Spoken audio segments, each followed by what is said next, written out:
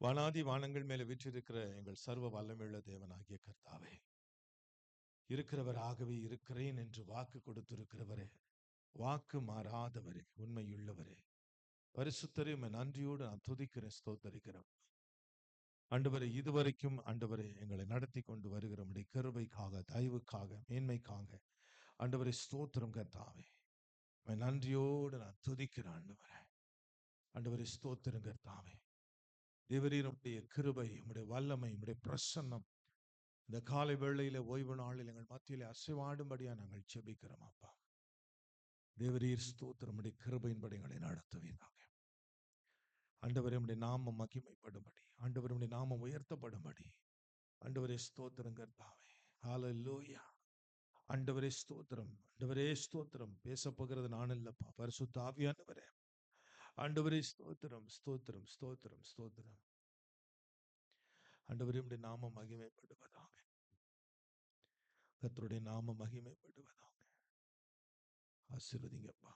இயேசு கிறிஸ்துவின் நாமத்தில் ஜெபிக்கிறேன், இவனுள்ள நல்ல பிதாவே, ஆமென். ஹல்லேலூயா. கர்த்தருடைய பரிசுத்த நாமத்துக்கு ஸ்தோத்திரம் உண்டாவதாக. கடந்த வாரத்திலே பேசப்பட்ட அதே வார்த்தையோடு நான் உங்கள் மத்தியில வருகிறேன். உங்கள் கண்கள் தெளிவடைய வேண்டும், உங்கள் கண்கள் திறக்கப்பட வேண்டும். உங்கள் கண்கள் தெளிவடைந்தால் வேத வசனம் விளங்கும். மனக்கண்கள் திறக்கப்பட்டால் மட்டுமே வேத வாக்கியங்களின் அர்த்தம் புரியும். இல்லைன்னா நீங்க உங்க வாழ்க்கையில வேதத்தை கையில வைத்துக் கொண்டு அது ஒரு புத்தகமாகவே பார்த்து கொண்டிருப்பீர்கள்.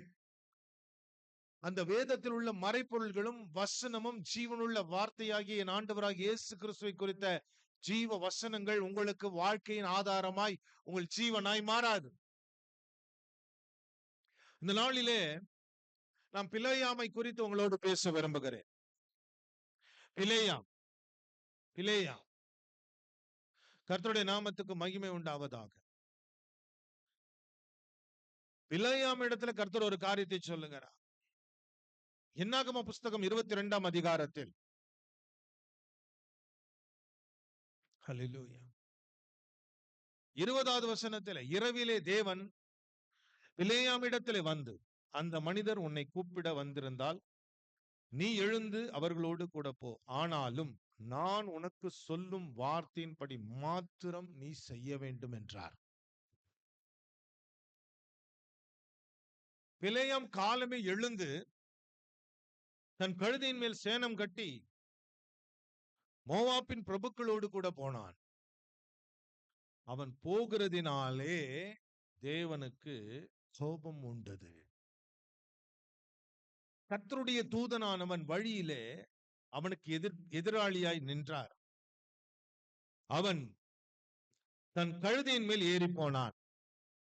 அவன் வேலைக்காரர் 2 பேரும் அவனோடு இருந்தார்கள்.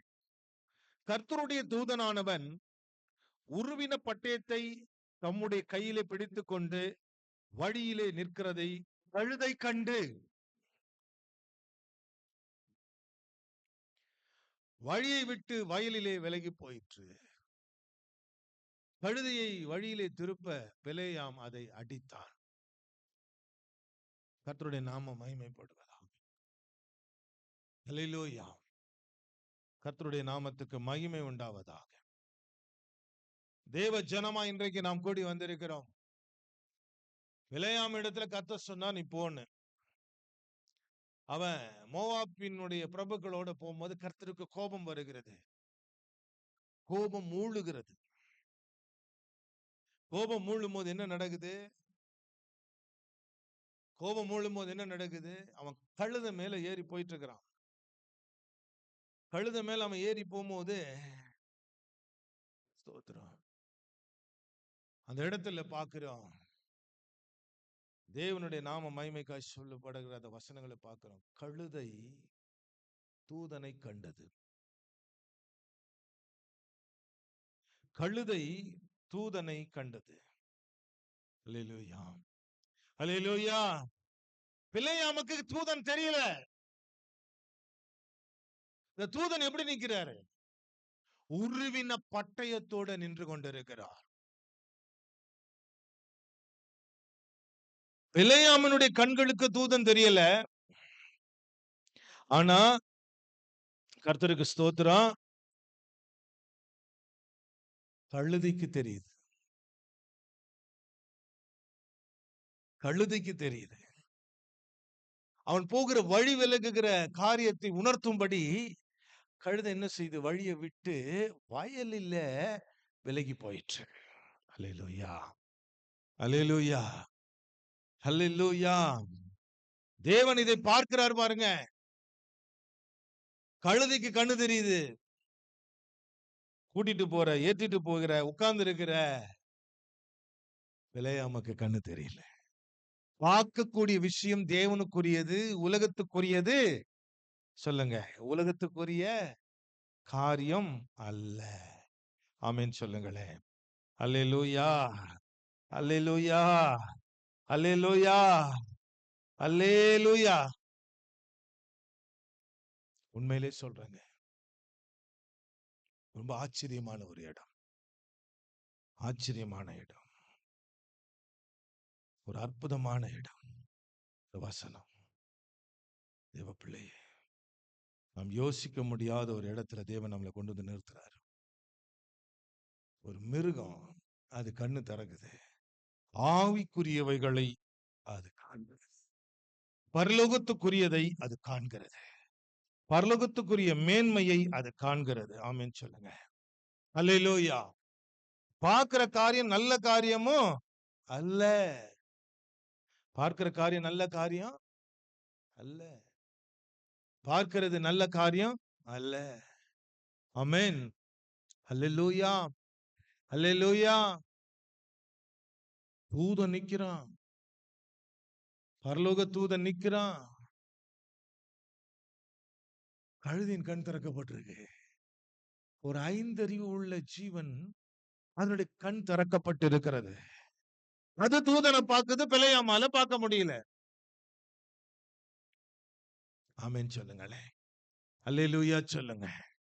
அல்லேலூயா. இன்னைக்கு எத்தனையோ பேர் குருடர்களாய் வாழ்ந்து கொண்டிருக்கிறார்கள் சபையில. ஆவிக்குரியவைகளை பார்க்க முடியல, ஆவிக்குரியவைகளை புரிந்து கொள்ள முடியல, உணர முடியல. பார்வையற்றவர்களாய், தெளிவற்றவர்களாய், குழப்பமுள்ளவர்களாய், குழப்புகிறவர்களாய், கீழ்ப்படியாதவர்களாய். ஒரு தெய்வ பயம் இன்னைக்கு சபைகளில இல்ல. தேவனுக்கு பயப்படுகிற பயம் இல்ல. கழுத விலகி ஓடு, அது கண்ணை கர்த்தர் திறந்துட்டாரு. 5 அறிவு உள்ள அந்த மிருகத்தினுடைய கண்கள் திறக்கப்படுது. பரலோகத்துக்குரிய மேன்மையான பயங்கரமான வழியிலே நின்று கொண்டிருக்கிற தூதனை பார்க்கிறது. அந்த தூதனுடைய கைகளில் உருவின பட்டயம் இருக்கிறது. ஆனா கழுத வயல்ல ஓடுறத பார்த்துட்டு பிலேயாம் அதை அடிக்கிறான். நான் யோசிச்சு பார்த்தேன், என்னடா ஒரு மிருகத்துக்கு கண்கள் திறக்கப்பட்டு பரலோகத்துக்குரிய மேன்மையான அதாவது தரிசனம் இல்ல, பிரத்யட்சமான தூதன் நிற்கிறதை பார்க்கிறதே. அடுத்த 24 வருஷத்துல பார்க்கிறோம், கர்த்தருடைய தூதனானவர் இருபுறத்திலும் சுவர் வைத்திருந்த திராட்சை தோட்டங்களின் பாதையிலே போய் நின்றார். இப்போ வயல் வழியா போகும்போது நின்றவரு வயல்ல விலகி ஓடிடுச்சு. 2 பக்கமும் சுவர், நடுவுல போய் நிக்கிறாரு. இப்போ கழுத போகணும்னு அவரை பாக்குது, தூதனை பாக்குது. ஆமென் சார், ஆமென் சொல்லுங்க. இப்ப ஒதுங்குது, சுவர் ஓரமா ஒதுங்கி அப்படியே நெசுக்கிக்கிட்டு போகுது.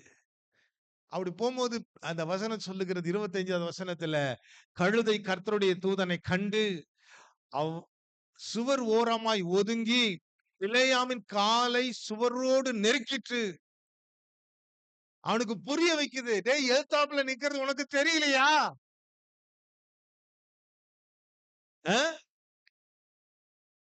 இவ்வளவு பெரிய ஒரு பயங்கரம் நிக்குது, உனக்கு தெரியலையா? காலை நெருக்கணும்னு அவனுக்கு இன்னும் கோபம் வருது.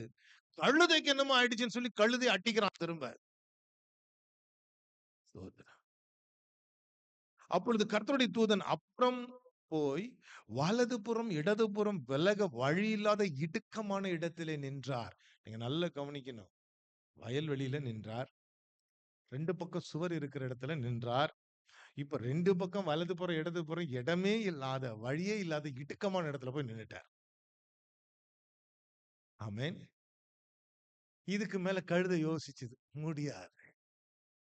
முடியவே முடியாது. கழுதை ஒரு முடிவு எடுத்துருச்சு. என்ன முடிவு? 27வது வசனத்துல, கழுதை கர்த்தருடைய தூதனை கண்டு பிலேயாமின் கீழ் படுத்துக் கொண்டது. இதுக்கப்புறம் நம்மளால அடியெல்லாம் வாங்க முடியாதுடா. நீ குருட்டு பையனா இருக்கிற. என் கண்ணு திறந்து இருக்குது. வேதத்தை திறந்தா வசனம் புரியல. ஆனா மொபைல்ல பார்த்தா 24 மணி நேரம் போன்லயே பிஸி பிஸி பிஸி. 24 மணி நேரம் மொபைல்ல டைம். குருட்டுத்தனமான வாழ்க்கை. பிலேயாமுக்கு கண்ணு தெரியலன்னு கழுதைக்கு தெரிஞ்சு போச்சு. எதிர்த்தாப்புல நீ போக முடியாதுன்னு தெரிஞ்சு போச்சு. படுத்துக்குச்சு. இப்ப பாருங்க, கர்த்தருக்கு ஸ்தோத்திரம். பிலேயாம் கோபம் மூண்டவனாய் கழுதையை தடியால் அடித்தான். கோபம் தாங்கல அவனுக்கு. இதுதான் ஒரு தடிய அடிக்கிறான் கழுதைய. ஆமென். செம்ம அடி. கழுதைக்கு வலிக்குமா வலிக்காதா? வலிக்குமா வலிக்காதா? நல்ல வலி. இப்ப பாருங்க நடக்கிறத. அல்லேலூயா. உடனே கர்த்தர் கழுதையின் வாயை திறந்தார்.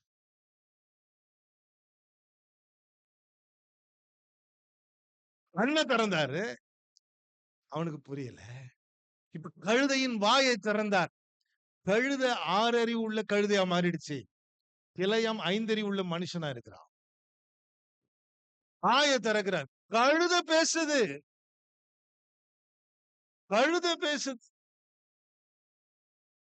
அது பிலேயாமை பார்த்து, நீ என்னை இப்பொழுது 3 தரம் அடிக்கும்படி நான் உமக்கு என்ன செய்தேன் என்றது. கழுதை பேசுது, கழுதை பேசுது, கழுதை பேசுது.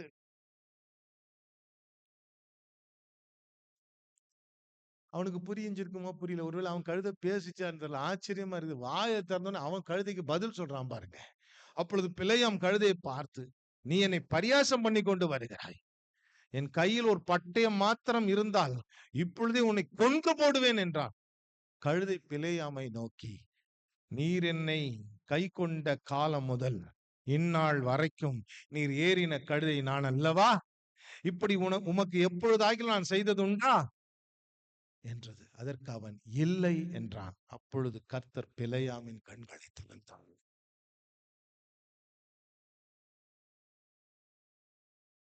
வழியிலே நின்று உறவின பட்டயத்தை தம்முடைய கையிலே பிடித்திருக்கிற கர்த்தருடைய தூதனை அவன் கண்டு தலை குனிந்து முகக்குப்புற விழுந்து பணிந்தான்.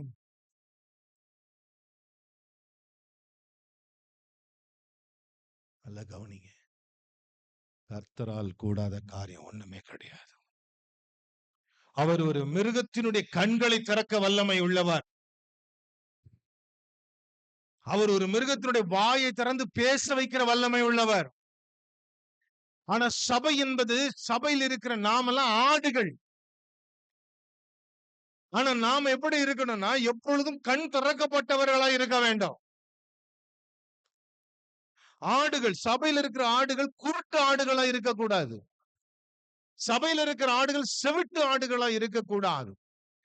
சபையில் உள்ள ஆடுகள் உணர்வில்லாத இருதயம் உள்ளவர்களா இருக்கக்கூடாது. மேய்ப்பனுடைய சத்தத்துக்கு செவி கொடுக்கிற ஆடுகளா இருக்க வேண்டும். எவ்வளவுக்கு எவ்வளவா இந்த சபையை கிரயம் கொடுத்து விலை கொடுத்து ஆண்டவர் தான் உருவாக்கி இருக்கிறார். இத பரிசுத்தமா வச்சுக்கிறது தேவனுடைய திட்டம். பரிசுத்தம் இல்லாதவன் இந்த சபையில, கர்த்தருடைய சபையில அங்கீகரிக்கப்படுவது இல்ல. வேணா வந்து உட்கார்ந்துட்டு போலாம். ஒரு நாள் வரும், நியாய தீர்ப்பின் நாள் வரும். அந்நாட்களிலே நாம் நிற்க தகுதி இல்லாதவர்களாய் நிற்போம். இது உங்களுக்காக ஆயத்தப்படுத்தப்பட்டிருந்தாலும் இதை உருவாக்கினது ஊழியக்காரன் அல்ல, கர்த்தர். இங்கு கண் திறக்கப்பட்டவர்கள், செவி திறக்கப்பட்டவர்கள், உணர்வுள்ள இருதயம் உடையவர்கள், தேவனுடைய ராஜ்யத்துக்கு உள்ளே பிரவேசிப்பதற்கு தகுதியானவர்கள் மாத்திரமே இந்த இடத்துல வர முடியும். சும்மா வாரத்துல 2 நாள் வந்து உட்கார்ந்து எழுந்திருச்சு போயிட்டு திரும்ப உலகத்திலே சாக்கடையிலும் குப்பையிலும் அழுக்கிலும் கிடக்கிறதுக்காக தேவன் நம்மை ரட்சிக்கவில்லை. எதுக்கு பொய் வேஷம் போடணும்? பரலோகமே போக மாட்டேன்னு தெரிஞ்சு போன பிற்பாடு பொய் வேஷம் போட்டு என்ன பண்றது?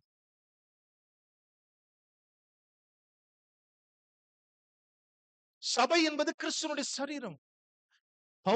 பிலேயாமுடைய கண்கள் ஏன் கர்த்தர் உடனே முதல்ல திறக்கலன்னா புரிய வச்சாரு. அவனை சுமந்து கொண்டு போகிற கழுதையின் கர்த்தர், அந்த கழுதையினுடைய கண்களை கர்த்தர் திறந்து 3 தான் அடிச்ச பிறகு அவன் வாயும் கழுதை வாயும் திறந்து பேச வச்சார். ஏன்? கர்த்தர் சொன்னதை மாத்திரம் செய்வதற்கு என்று நாம் அழைக்கப்பட்டிருக்கிறோம். இந்த சபைன்னு சொல்லும் போது இது கிறிஸ்துவனுடைய சரீரம். இதுக்குள்ள வந்து உட்கார்றோமே, ஒரு பயம் வேணாமா? தெளிவு இருக்கணும்ல, உணர்வுள்ள இருதயம் இருக்கணும்ல. எபேசியருக்கு எழுதின நிருபத்துல 5ஆம் அதிகாரத்துல சபையை கர்த்தர் அன்பு கூறுகிறார் என்று 25வது வசனத்துல பார்க்கிறோம். சபை என்பது கிறிஸ்துவனுடைய சரீரம். கிறிஸ்து சபைக்கு தலை. நாமெல்லாம் அவயங்களா இருக்கிறோம். இந்த சரீரம் என்பது சபை, கிறிஸ்துவனுடைய சபை. அதான் ஒரு உதாரணத்துக்கு சொல்றேன். தலை கிறிஸ்து. இப்ப கிறிஸ்து என்ன செய்றார்? சபை அன்பு கூறுகிறார். அது மாத்திரமல்ல, 27வது வசனத்துல 26, 27ல தாம் அதை திருவசனத்தை கொண்டு கண்ணீர் முழுக்கினால் சுத்திகரித்து பரிசுத்தமாக்குவதற்கும், திருவசனத்தை கொண்டு தண்ணீர் முழுக்கினாலும் பரிசுத்தமாக்குதலுக்குள்ளும் கொண்டு வருகிறார். அப்ப இந்த என்ன அர்த்தம்னா, சபை என்பது விசுவாசிகளை குறிக்குது. ஒரு விசுவாசிகள் எப்படி இருக்கிறாங்க? ஞானஸ்தானம் பெற்று பரிசுத்தமாக்கப்படுகிறார்கள்.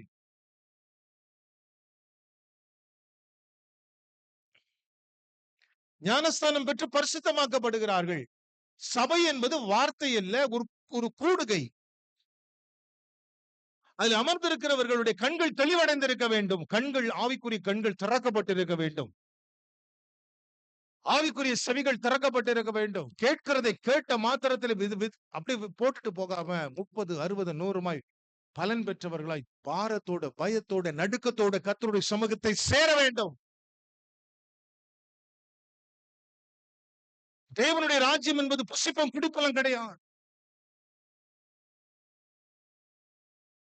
திருவசனத்தை கொண்டுதான் தேவன் சபையை ஞானஸ்தானம் என்கிற தண்ணீர் முழுக்கினாலும் சுத்திகரிக்கிறார், பரிசுத்தமாக்குகிறார்.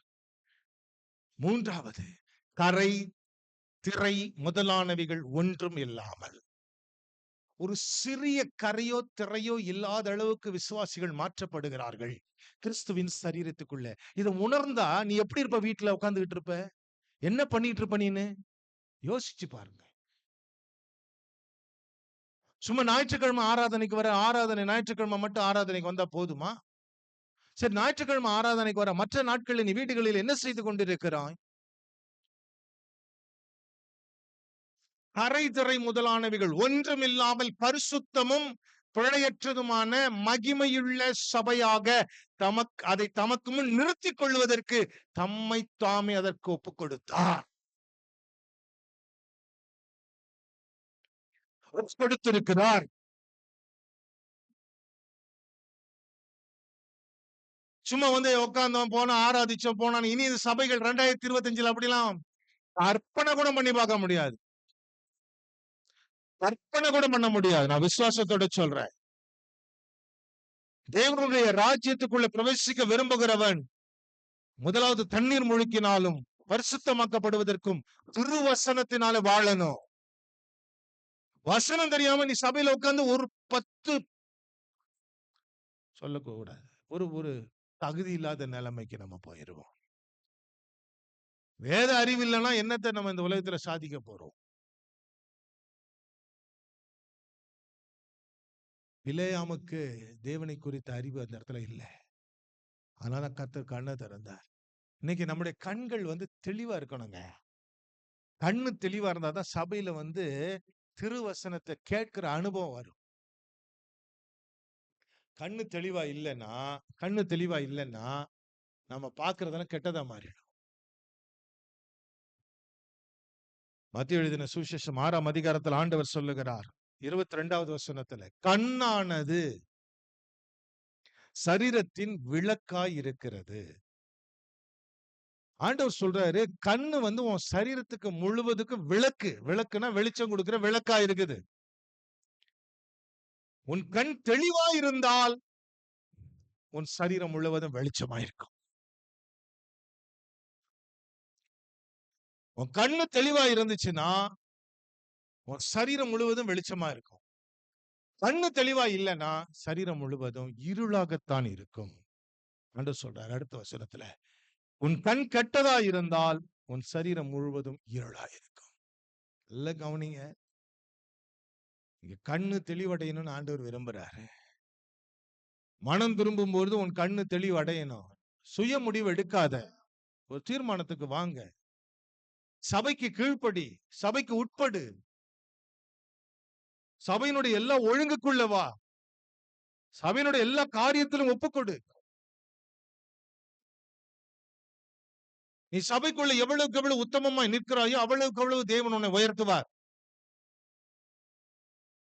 கண் உனக்கு தெளிவா இருந்தால் உன் சரீரம் முழுவதும், கண் உனக்கு விளக்காய் இருந்தால் உன் சரீரம் முழுவதும் தெளிவாய் மன்னிக்கணும். உங்க கண்ணானது சரீரத்தின் விளக்காய் இருக்கிறது. உன் கண் தெளிவாய் இருந்தால் உன் சரீரம் முழுவதும் வெளிச்சமா இருக்கும். பாவமே செய்ய மாட்டோம். நிறைய பேருக்கு அந்த பிரச்சனை இருக்கு. ரட்சிக்கப்பட்ட பிற்பாடு எப்படி பாவமே செய்ய மாட்டேன் எப்படி அது? நான் சொல்றேன், செய்ய மாட்டோம். அதுதான் விசுவாசம். அதுதான் விசுவாசம். கடுகளவு கூட மாம்ச இச்சை இல்லாதபடி வாழ்றதுதான் விசுவாசம். ஞானஸ்நானம் எடுத்த பிற்பாடு திரும்ப துணிகரமா போய் பாவம் செய்யறது யாருக்கு தெரியாது இல்ல. எல்லாமே சபைக்கு கர்த்தர் வெளிப்படுத்திடுவார். ஏன்னா சபையை கர்த்தர் கரையம் கொடுத்து மீட்டிருக்கிறார். சாதாரண கரையம் அல்ல, தன்னுடைய ரத்தத்தை கொடுத்து இந்த சபையை அவர் உருவாக்கி இருக்கார். ரத்தத்தை கொடுத்து. நம்ம கண்ணு எப்படி இருக்கணும்? தெளிவா இருக்கணும். சரீரம் முழுவதும் வெளிச்சமா இருக்கும். கண் கெட்டதா இருந்தா சரீரம் முழுவதும் இருளாயிருக்கும். ஆமென். இப்பொழுது உன்னில் உள்ள வெளிச்சம் இருளாயிருந்தால் இருள் எவ்வளவு அதிகமாய் இருக்கும். இப்பொழுது உள்ள இருள், கவனிக்கணும், உன்னில் உள்ள வெளிச்சம் இருளாயிருந்தால் அப்படின்னா என்ன அர்த்தம்? நீ வெளிச்சத்துல வந்துட்ட, உன் கண்ணு தெளிவு அடைஞ்சிருச்சு, வெளியில வந்துட்ட, திரும்ப அந்த வெளிச்சம் இருளா மாறினா இருள் எவ்வளவு அதிகமா இருக்கும்? இருளை விட அதிகமா இருக்கும். இருளை விட அதிகமா இருக்கும். அதுக்குத்தான் உன் கண்களை வேதத்துல வைக்க சொல்லி சங்கீதக்காரர் சொல்றான். இரவும் பகலும் கர்த்தருடைய வேதத்துல பிரியமா இருந்து, இரவும் பகலும் கர்த்தருடைய வேதத்துல பிரியமா இருக்கிற மனுஷன் பாக்கியவான். யோசுவா பார்த்து கர்த்தர் சொல்றாரு, இந்த நியாயப்பிரமாண புஸ்தகம் கண்ணை விட்டு விலக கூடாது. இன்னைக்கு நல்ல பிசாசு ஜனத்தை வஞ்சிக்க ஆரம்பிச்சிட்டான். எப்படி வஞ்சிச்சிட்டு இருக்கிறான்? கண்ணை கெடுக்கிறான், வேற ஒண்ணும் கிடையாது. கண்ணை கெடுத்தா சிந்தனை கெட்டு போயிடும். ஒரு விஷயத்த 10 தடவை சொன்னாலும் உங்க காதுல ஏறாது. கண்ணு கெட்டு போச்சுன்னு அர்த்தம். சரீரம் முழுவதும் இருளா இருக்கு. அப்ப அழுக்கா இருந்தா என்ன, அசுத்தமா இருந்தா என்ன, வாடை அடிச்சா என்ன? எப்படி தன்னை சுத்தி இருக்கிறதெல்லாம் பரிசுத்தமா வச்சுக்கணும்னு தோணாது. தன்னை பரிசுத்தமா வச்சுக்கணும்னு தோணாது. மற்ற இடத்துல பரிசுத்தமா நடக்கணும்னு தோணாது. கெட்டதை பார்க்க சொல்லும், கெட்டதை பேச சொல்லும், கெட்டதை கெட்டதை கெட்டதை கெட்டதை கெட்டதை கெட்டதை. உன்னில் உள்ள வெளிச்சம் இருளா இருந்தால் இருள் எவ்வளவு அதிகமா இருக்கும் என்று ஆண்டவர் கேட்கிறார். நல்ல கவனிக்கணும். இருள் தான், அதை விட அதிகமான இருள். அப்ப இருளினுடைய இருப்பிடம் பாதாளம். உலகத்துல இருந்துகிட்டே நீங்க பாதாளத்தை நோக்கி பயணப்பட்டு கொண்டு இருக்க கூடாது. பாதாளம் அழுகையும் பற்கடிப்பும் உள்ள இடம். இப்ப கண்ணை பத்திரமா பாத்துக்கணும். சரீரம் முழுவதும் வெளிச்சமா இருக்கும். இன்னைக்கு நான் சொல்றேன் பாருங்க, என்னைக்கு இந்த மொபைல் போன் வந்ததோ அன்னைக்கு தேசம் மட்டுமல்ல உலகமே சீரழிஞ்சு போயிடுச்சு. அதுலயும் இந்த ஸ்மார்ட் போன் வந்த பிறகு அநேகருடைய வாழ்க்கை சீரழிந்து விட்டது. இன்னும் அட்வான்ஸா போகுது. ஏஐ வந்துருச்சு, உள்ள வந்துருச்சு. ரொம்ப மோசமானவைகளை எல்லாம் பார்க்க வேண்டிய கட்டாயம் ஏஐல வருது. நல்லதுன்னு சொல்றாங்க, கெட்டதுன்னு சொல்றாங்க. நான் வெறுக்கிறேன் ஏஐ. தேவனுக்கு பிரியமில்லாதவைகள் எல்லாம் வர ஆரம்பிச்சிருச்சு. அது நம்ம ஜனவரி மாசம் பேச போறோம். நான் தெளிவா சொல்லுகிறேன், உங்கள் இருதயத்தை தேவனுக்கு ஒப்பு கொடுங்க. உங்க கண்ணு உணர்வடையணும், தெளிவடையணும். இரவு பகலாய் வேதத்தை தியானிக்கணுங்கிற ஒரு வைராக்கியம் உங்களுக்குள்ளால வரணும். அன்னைக்கு எம்மாவு சகோதரர்கள் ஆண்டவருடைய உயிர்த்தெழுதலை அறிந்திருந்தார்கள். நடந்ததெல்லாம் தெரியுது. ஆனா இனி நடக்க போகிறதை அவர்கள் அறிய வேண்டுமானால் அவர்கள் அறிந்த வேத வாக்கியங்களை அவர்கள் புரிந்து கொள்ள வேண்டும். லூக்கா எழுதின சுவிசேஷம் 24ஆம் அதிகாரத்துல 32வது வசனம், பலமுறை படித்த வசனம் தான். அப்பொழுது அவர்கள் ஒருவரை ஒருவர் நோக்கி, வழியிலே அவர் நம்முடனே பேசி வேத வாக்கியங்களை நமக்கு விளங்க காட்டின பொழுது நம்முடைய இருதயம் நமக்குள்ளே கொழுந்து விட்டு எரியவில்லையா என்று சொல்லிக் கொண்டு, இருதயம் கொழுந்து விட்டு எரியும் தேவன் நம்மோடு பேசுவார். ஆனால் இல்லைன்னா அப்படியே மண்ணு மாதிரி, களிமண்ணு மாதிரி உயிரற்ற சடலத்தை போலதான் வாழ்ந்து கொண்டிருக்க வேண்டும். வேத வசனத்தை ஆண்டவர் நம்மோடு பரிசுத்த ஆவியானவர் மூலமா பேசுகிற காலம் இது.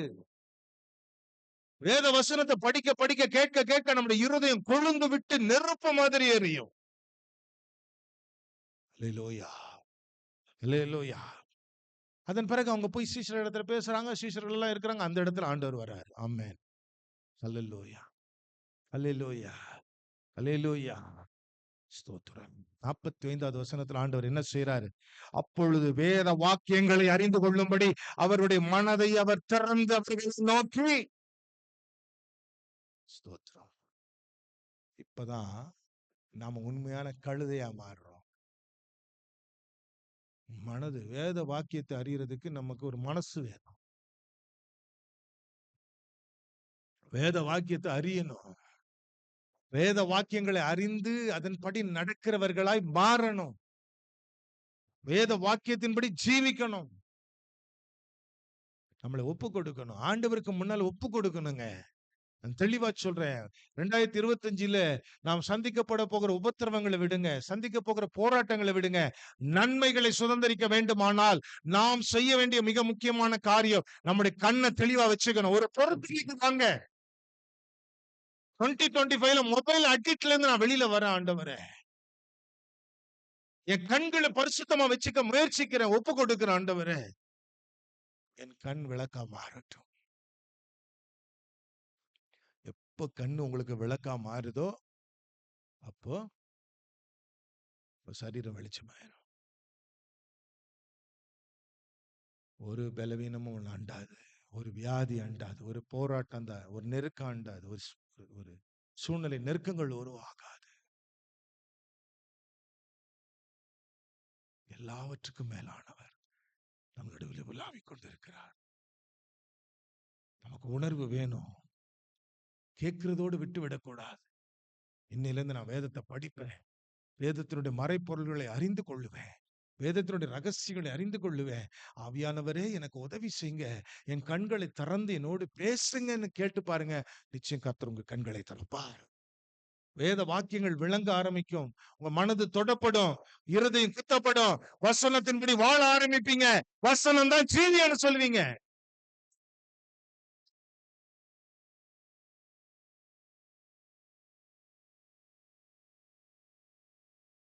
கடந்த நாட்கள்ல ஒரு வாட்ஸ்அப்ல நான் போடுற குரூப்ல ஒரு வசனம் போட்டேன். என்ன வசனம்? வேத வசனத்தை கேளாதபடி செவியை விலக்கிறவனுடைய ஜபமும் அருவருப்பானது. வேத வசனத்தை கேளாதபடி செவியை விலக்கிறியா, உன்னுடைய ஜெபம் அருவருப்பானது என்று வேதம் சொல்லுகிறது. என்னதான் ஜெபம் பண்ணாலும் அந்த ஜெபம் பரிசுத்தமா இருக்காது. கண்ணு தெளிவா இருக்கணும், சிந்தனை தெளிவா இருக்கணும். வசனம் தான் முக்கியத்துவம். வசனத்துலதான் தேவன் இருக்கிறார்.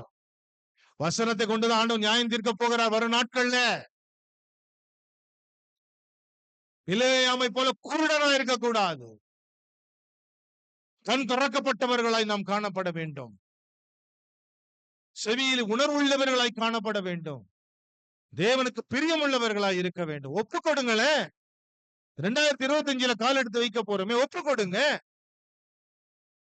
இன்னும் ஏன் கடினமா உட்கார்ந்து உட்கார்ந்து உட்கார்ந்து ஒண்ணுமே இல்லாத அற்ப உலக வாழ்க்கைக்காக உன்னை அர்ப்பணிக்கிற? கிறிஸ்துக்காய் பாவம் செய்கிற ஜனங்கள் மத்தியில கிறிஸ்துக்காக போய் சுவிசேஷத்தை அறிவிக்கணும், சத்தியத்தை சொல்லணும். ஏன் சுயநலமாய் நம்ம வாழணும்? இதெல்லாம் இந்த சுயநல வாழ்க்கையில எப்ப வரும்? கண் இருள் அடைஞ்சி உனக்குள்ள இருக்க வெளிச்சம் இருளா மாறி, இருள் அதிகமாகி உணர்வற்ற நிலையிலே நீ இருப்பாய். ஒரு பிரயோஜனம் இருக்காது. கர்த்தருடைய வருகையில நீ எடுத்துக்கொள்ள முடியாது. ஆண்டவருடைய நாம மகிமைக்காக ஸ்தோத்திரம். அவர் வருகையில நீ அழைத்துக் கொள்ளப்பட முடியாதபடி நரகத்துக்குள்ளே நாம் போகிறதுக்காக ரட்சிக்கப்படவில்லை. ஆண்டவரை தேடணும், உண்மையா தேடணும், உத்தமமா தேடணும், பரிசுத்தமா தேடணும், இரவு பகலாய் தேடணும், ஜெபிக்கணும், வேதத்தை ஆராயணும், வேத ரகசியங்களை புரிந்து கொள்ளணும்.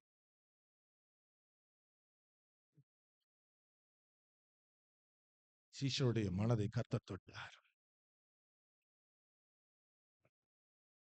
அதன் பிறகுதான் அவர்கள் பரிசுத்த ஆவியானவரை பெற்றுக் கொண்டார்கள். அதன் பிறகு அவங்க பேசினதுதான் சபைகளிலே நிருபங்களாய் மாறினது. அவர்கள் வாழ்க்கையே அப்போஸ்தலர் நடபடிகளாய் மாறினது. அவர்கள் கடைசி காலங்களில் வேதம் எழுதல. அவங்க இரத்த சாட்சியை மரித்ததை வேதம் எழுதல. அவங்க வாழ்ந்ததை வேதம் எழுதி. உணர்வு நமக்கு வேணும். வைராக்கியமாய் நின்றார்கள். ஏன் இவ்வளவு வைராக்கியமா பேசுறோம்? வரப்போகிற உபத்திரம் அப்படி இருக்குது, தப்பிக்கலாம் முடியாது. இப்பொழுதே ஆயத்தமாகணும், இப்பொழுதே ஒப்பு கொடுக்கணும். எழுந்து நிற்போம். ஸ்தோத்திரம் ஆண்டவரே, ஸ்தோத்தரிக்கிறோம், ஸ்தோத்தரிக்கிறோம், ஸ்தோத்தரிக்கிறோம், ஸ்தோத்தரிக்கிறோம். அப்பா, கண் திறக்கப்பட்ட ஒரு அனுபவம் எங்களுக்கு வேண்டும் ஆண்டவரே. எங்கள் கண்கள் தெளிவடையணும்ப்பா. வேத வாக்கியங்களை நாங்களும் உணரணும். இருளை விட்டு நாங்க விலகி வெளிச்சத்துக்குள்ள பிரவேசித்து உம்முடைய வெளிச்சம் என்கிற கிறிஸ்துக்குள் சபைக்குள் வாழுகிற பிள்ளைகளை நாங்கள் மாறணும் ஆண்டவரே. எங்களை அர்ப்பணிக்கிறோம்ப்பா, ஒப்பு கொடுக்கிற ஆண்டவரே. நீங்க மகிமைப்படுங்க ஆண்டவரே. இந்த புதிய வருஷத்தை நோக்கி நாங்கள் பயணப்பட்டு கொண்டிருக்கிறோம் ஆண்டவரே. எங்களுக்கென்று நீ வைத்திருக்கிற அந்த மகிமையான தீர்க்க தரிசன வார்த்தைகளை நீர் எங்களுக்கு கட்டளையிடுவீராக. தேவ கிருபை எங்களோடு கூட இருக்கட்டும்.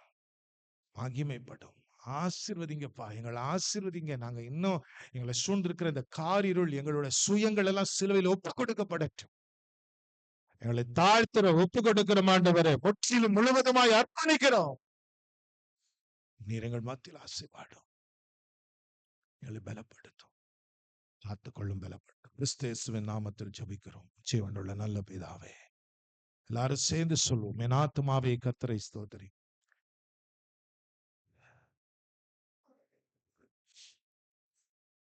நம்முடைய கர்த்தராகிய இயேசு கிறிஸ்துவின் கிருபையும் சமாதான சத்திய பரிசுத்தம் பிதாவினுடைய அன்பும் பரிசுத்தாவின் ஐக்கியம் கர்த்தருடைய வருகை மட்டுமாய் சகல பரிசுத்தவான்களோடு இருப்பது போல் உங்களோடு கூட இருந்து உங்களை ஆசீர்வதித்து வழிநடத்துவதாக. ஆமென். ஒருவருக்கு ஒரு சமாதானத்தை பெற்றுக்கொள்வோம், ஆசீர்வாதத்தை பெற்றுக்கொள்வோம்.